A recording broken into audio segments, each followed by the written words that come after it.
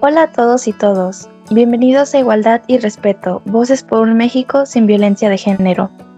Somos un grupo de estudiantes de la Universidad Autónoma de Nuevo León, de la Facultad de Nutrición, y estamos comprometidas con la igualdad, la justicia y la inclusión. En este episodio queremos profundizar en lo que significa la violencia por razón de género, escuchar historias reales, revisar las noticias más recientes, entender los marcos legales y pensar en lo que podemos hacer como individuos y como sociedad. Exacto, vamos a hablar de conceptos básicos, tipos de violencia, leyes, estadísticas nacionales y en Nuevo León, cosas emblemáticos, programas prácticos y reflexionar acerca de los retos que persisten.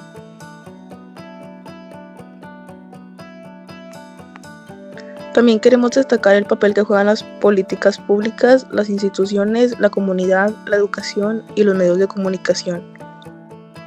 Y el lenguaje, reconocer todos esos factores es fundamental para construir un cambio real. Este episodio es parte de nuestra evidencia universitaria, así que vamos a presentar fuentes confiables, datos recientes, noticias verificadas para respaldar lo que decimos. Esperemos que te inspire a informarte más, a involucrarte, a no quedarte callada o callado. Para empezar, definamos qué es violencia por razón de género.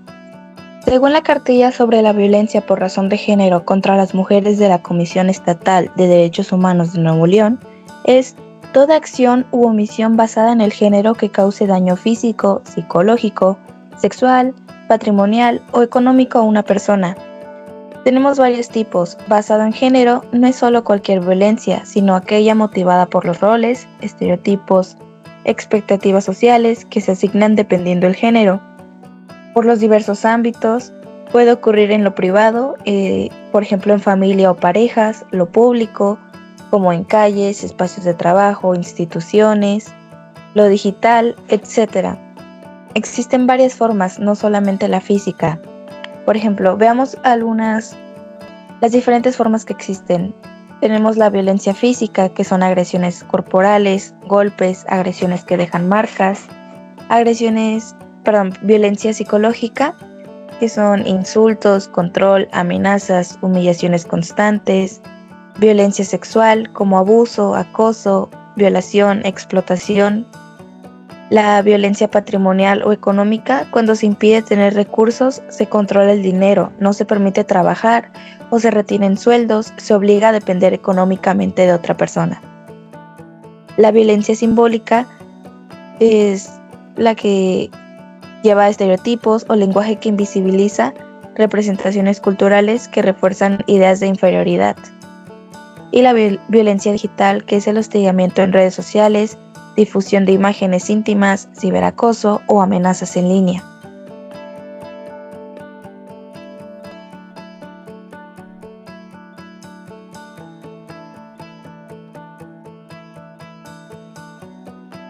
Además, es importante mencionar la idea de igualdad e inclusión. Igualdad implica que todas las personas tengan los mismos derechos, oportunidades y accesos a recursos. Inclusión significa que todos sean considerados, reconocidos y valorados sin discriminaciones por género, orientación sexual, identidad de género, etnia, discapacidad de edad y clase social. Un punto que a veces se pasa por alto es la interseccionalidad. Como varias identidades se cruzan para generar experiencias más complejas de discriminación, por ejemplo, una mujer indígena con discapacidad vive una realidad distinta y con mayores obstáculos que una mujer sin discapacidad en zona urbana. También la importancia del lenguaje no sexista, usar expresiones incluyentes. Ayuda a visibilizar y a no reproducir mecanismos de exclusión. Teacher Bello en su manual de comunicación no sexista lo señala claramente. Ahora revisemos las estadísticas recientes, lo que refleja los datos nacionales y del estado de Nuevo León. A nivel nacional hay acciones del gobierno que muestran compromisos recientes. Por ejemplo, la Secretaría de las Mujeres publicó los lineamientos del Programa de Apoyo a Refugios para Mujeres víctimas de violencia de género, hijas e hijos se han otorgado criterios para la operación y fortalecimiento de los centros de justicia para las mujeres. Y también se anunció una inversión de 792 millones de pesos para combatir la violencia de género en México, incluyendo refugios y acciones de alerta. En Nuevo León hay medidas importantes, como podría ser reformas recientes, 2025, a la Ley de Acceso de las Mujeres a una Vida Libre de Violencia, para exigir trato digno, prohibir expresiones revictimizantes por autoridades, que todas las dependencias tengan visibilidad a instrumentos como el violentómetro, que existen fiscalías especializadas y centros de justicia para las mujeres. Se fortalecen acciones municipales en los municipios bajo alerta de violencia de género contra las mujeres. En enero de 2025, la Secretaría de las Mujeres de Nuevo León se reunió con estos municipios para definir planes presupuestales, homologar acciones preventivas y reforzar coordinación.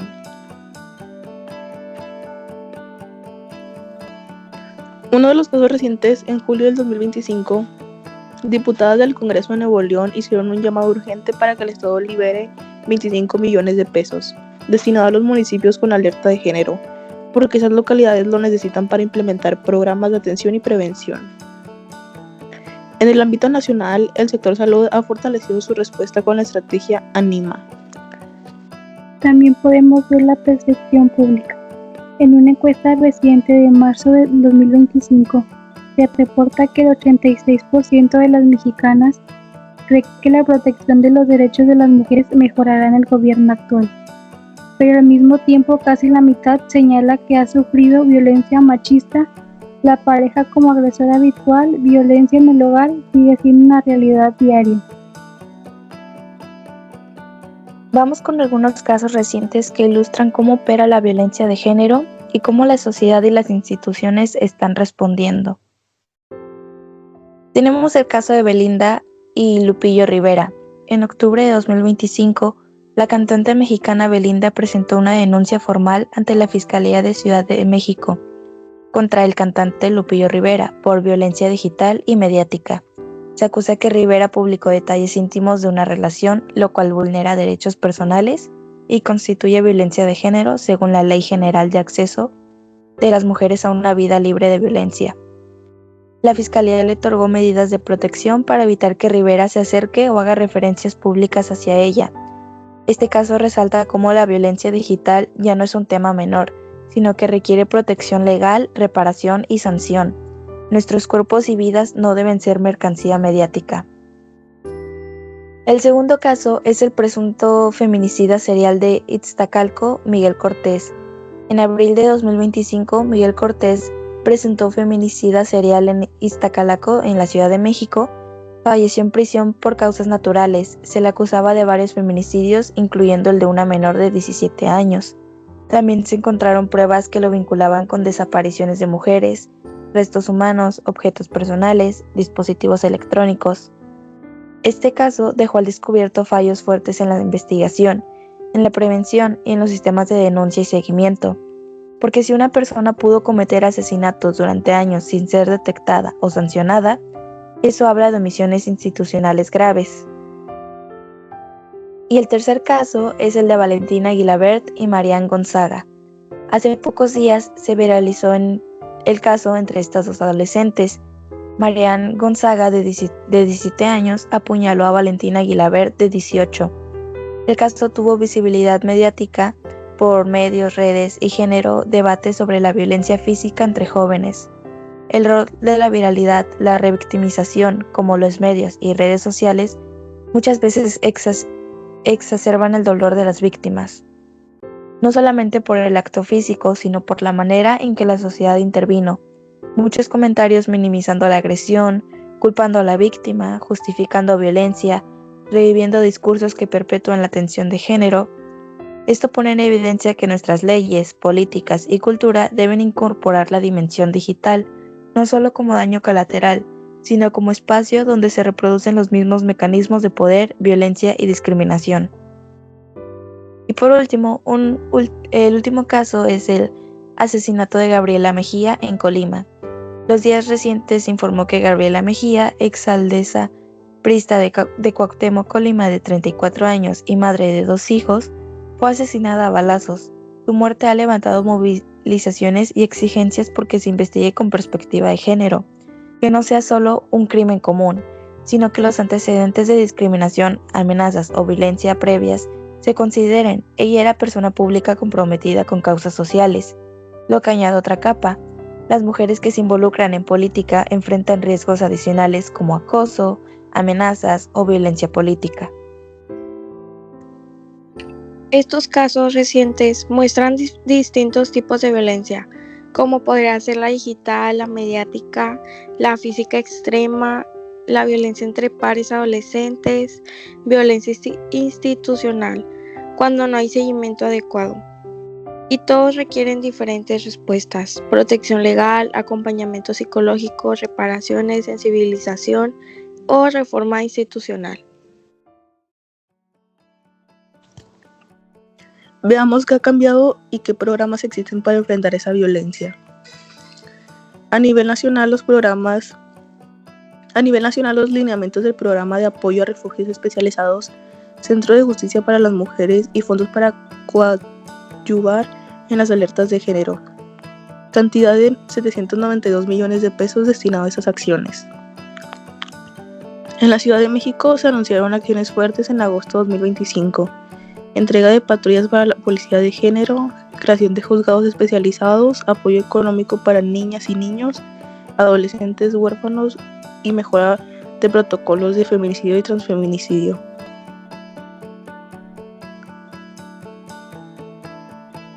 En Nuevo León, las reformas a la ley del acceso de las mujeres a una vida libre de violencia. En febrero y abril del 2025 agregan obligaciones claras: que todas las autoridades den trato digno, prohibición de expresiones revictimizantes, que exista el violentómetro visible en espacios institucionales, que existan fiscalías especializadas y los centros de justicia para atender delitos contra las mujeres. Se fortalecen medidas del AVGM. La declaratoria está vigente desde el 2016 en varios municipios, con acciones de prevención, seguridad, recuperación de espacios públicos, órdenes de protección, procuración de justicia con perspectiva de género. Pero también hay recursos como los recursos insuficientes o tardíos. Como mencionan diputadas en Nuevo León, los municipios que tienen alerta de género siguen esperando que se liberen los fondos que ya están presupuestados para programas preventivos.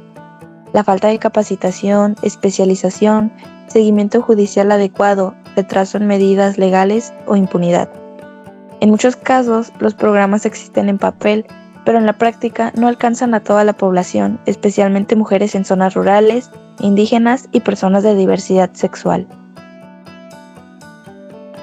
Reflexionar sobre estos casos y datos nos lleva a pensar en los retos que aún no están resueltos, como podrían ser la impunidad, muchos casos que no se denuncian o las denuncias no prosperan, proceso judicial lento, falta de seguimiento o negligencia. O también podría ser cultura patriarcal y estereotipos, actitudes que justifican la violencia, roles de género preestablecidos, la idea de que el hombre debe mandar o proteger de forma posesiva, que la mujer debe tolerar insultos o menosprecio. También podría ser la desigualdad estructural, como podría ser la pobreza, la marginación, acceso ilimitado de educación o salud, desigualdad económica profundiza la vulnerabilidad. Violencia digital como espacio emergente. Muchas leyes están llegando, como la Ley Olimpia, pero la realidad digital cambió rápido y los mecanismos de protección muchas veces no son suficientes. Participación ciudadana y social. La sociedad civil, colectivos, movimientos feministas, medios de comunicación responsables juegan un rol esencial. Lenguaje incluyente y simbólico. Es indispensable, no superficial, porque el lenguaje moldea pensamiento, costumbres, lo consideramos normal. Necesidad de políticas con perspectiva interseccional. Atender mujeres con discapacidad, mujeres indígenas, de comunidades rurales, de diversidad sexual, personas mayores, etc. Además, como individuos podemos contribuir. Podemos contribuir en aprender e informarnos y cuestionar los prejuicios, no reproducir chistes y expresiones violentas o discriminar, apoyar a quienes denuncian, acompañar y escucharlos, exigir transparencia institucional, participación ciudadana y rendición de cuentas. Para concluir, la violencia por razón de género es una herida profunda en nuestra sociedad. No se trata solo de números, sino de vidas, historias, sueños truncados, familias afectadas. Pero también hay señales de esperanza, reformas legislativas, programas nuevos, acciones de alerta, leyes como la Olimpia, visibilidad mediática y mayor exigencia ciudadana. El cambio no se da solo con leyes ni con discursos. Requiere compromiso, corresponsabilidad, valentía para cuestionar lo que nos parece normal y trabajar todos los días por un México más justo. Si tú o alguien que conoces vive violencia, busca ayuda. En las líneas de denuncia, en refugios, en instituciones de la mujer, no estás solo. Y si puedes, acompáñala, escúchala y apóyala. Gracias por acompañarnos en Igualdad y Respeto, Voces por un México sin violencia de género. Hasta la próxima. Recuerda, la igualdad se construye cada día desde el respeto, la empatía y la acción.